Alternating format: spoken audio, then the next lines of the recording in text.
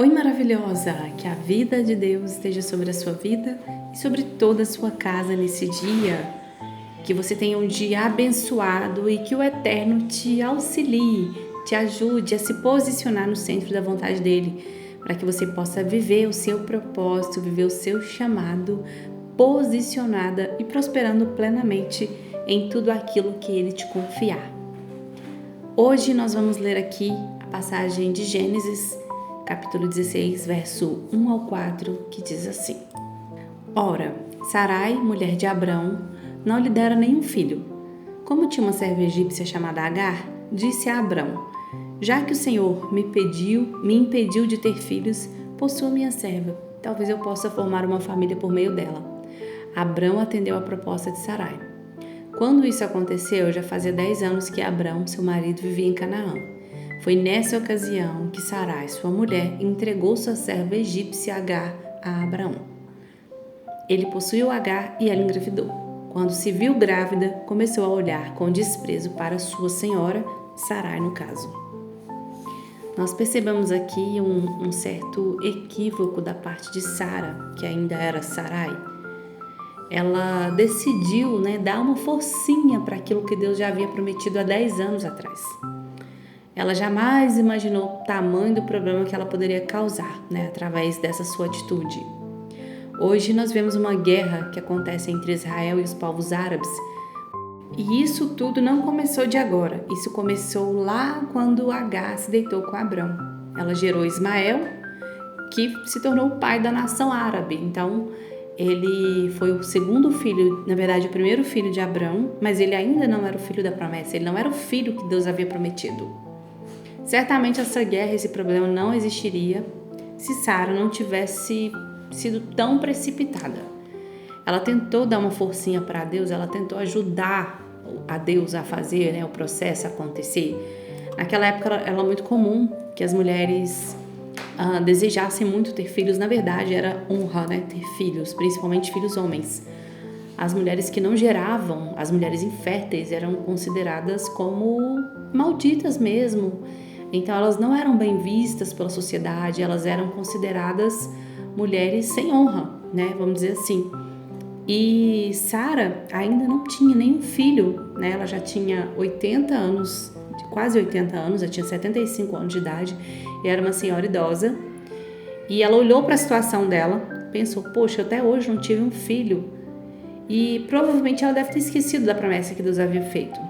Ela não tinha mais vitalidade para gerar naturalmente, claro, eu estou falando aqui com o olhar humano, mas ela tinha se esquecido que havia uma promessa sobre a vida dela. Esse problema que Sara causou foi a partir dessa ação que ela teve, Ela pediu para que seu marido deitasse com a sua serva, a sua escrava Agar. Isso também era muito comum. O filho gerado pela escrava, no caso com o marido, era da senhora, era de Sara. Então era como se Agar tivesse emprestado seu ventre para gerar um filho para Sara. O problema mal tinha começado. Na mente de Sara, ela estava dando uma forcinha, ela estava facilitando o processo. Era como se ela estivesse ajudando a Deus, mesmo que inconscientemente ela deve ter pensado, poxa, esse negócio está demorando demais. Será que eu não tenho que fazer alguma coisa? Será que eu não preciso agir? E ela agiu precipitadamente. Isso aconteceu, em poucas semanas depois dela ter dado a sua serva para Abrão se deitar. Esta engravidou e Agar olhou com desprezo para Sara após descobrir que estava grávida de Abrão. Porque naquela época, como eu disse, era vergonhoso uma mulher não poder gerar um filho. E Agar se sentiu soberba, se sentiu superior à sua serva, considerando que, poxa, agora eu estou gerando, ela nunca pôde gerar. Eu estou com o filho do meu patrão no meu ventre, que naquela época já era um homem muito rico, muito bem sucedido, financeiramente falando também. E ela começou a olhar com ar de desprezo para Sarai. Isso nos ensina que muitas vezes nós agimos precipitadamente como Sara. E nós criamos problemas desnecessários simplesmente por não confiar 100% no tempo perfeito de Deus e tentarmos dar uma forcinha que Ele sequer precisa. Essas atitudes podem atrapalhar ainda mais o fluir dele nas nossas vidas. Essas atitudes podem causar danos irreparáveis, irreversíveis nas nossas vidas e na vida de outros.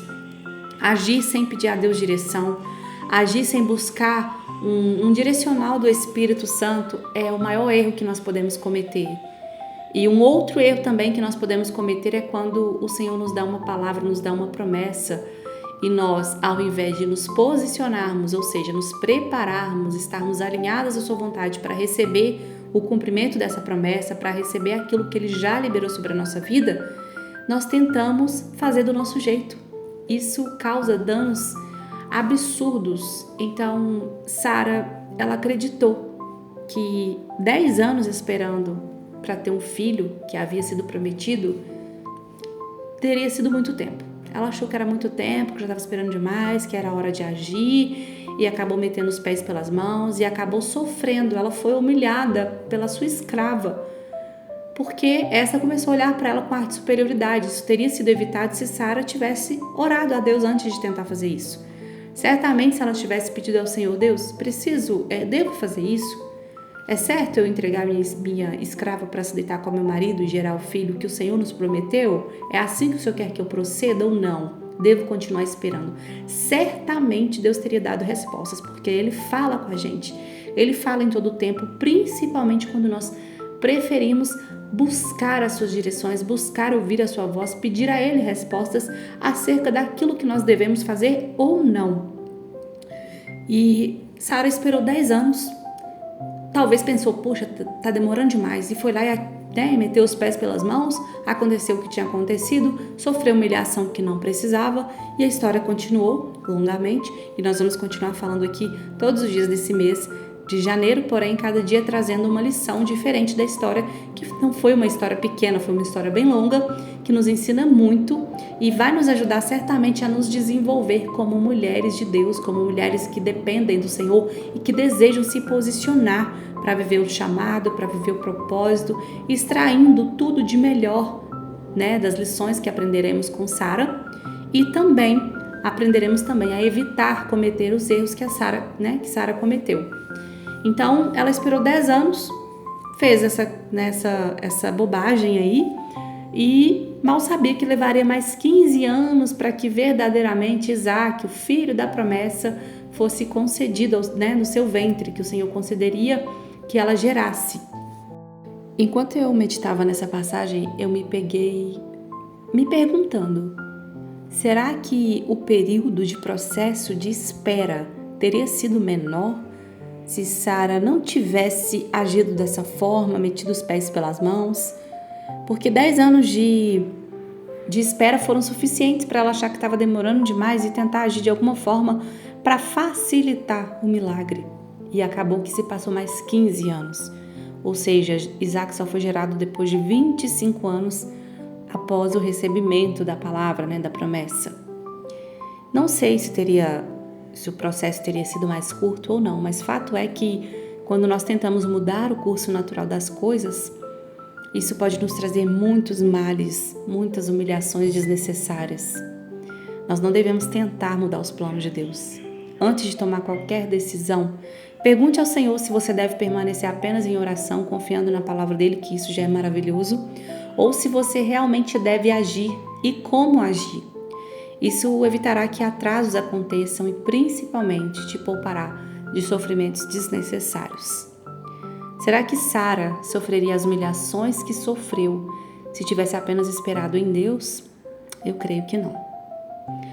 Vamos orar em voz audível para que a nossa mente principalmente escute os comandos liberados através da nossa boca, as palavras de vida, as palavras de rendição, para que ela venha se alinhar e se sujeitar ao nosso espírito. A nossa carne não quer isso, mas é necessário que façamos isso todos os dias. E principalmente para o mundo espiritual também ouvir e entender que nós não somos precipitadas, nós somos filhas amadas, eleitas, escolhidas, tementes e totalmente dependentes da voz do nosso Pai.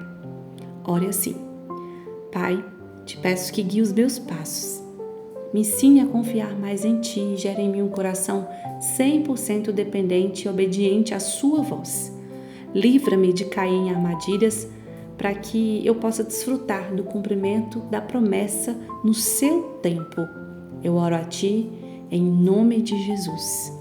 Amém. Se essa palavra falou com você, eu quero te pedir que compartilhe com mais mulheres. Seja uma multiplicadora de sementes. Faça essa palavra chegar em mais pessoas para que mais vidas sejam alcançadas, edificadas e impactadas por ela. Lembre-se de buscar ao Senhor, faça a sua parte, se posicione. Esteja no centro da vontade de Deus, porque mulheres posicionadas prosperam.